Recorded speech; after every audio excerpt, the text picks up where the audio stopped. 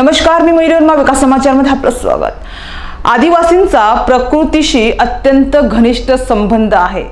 प्राकृतिक शक्तींना प्रसन्न करण्यासाठी ते पारंपरिक पद्धतीने अनेक प्रकारचे विधी उत्सव साजरे करीत असतात।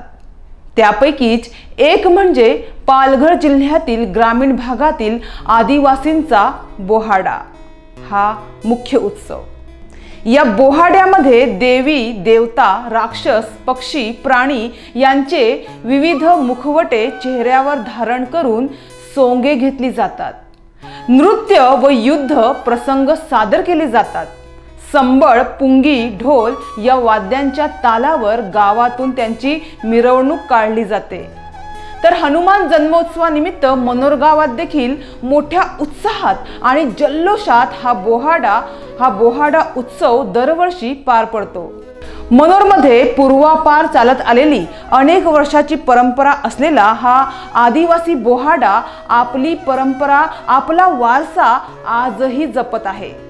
प्रत्येक वर्षी हनुमान जन्मोत्सवानिमित्त मनोर गावात बोहाडा मुखवटा नृत्य उत्सव सादर केला जातो।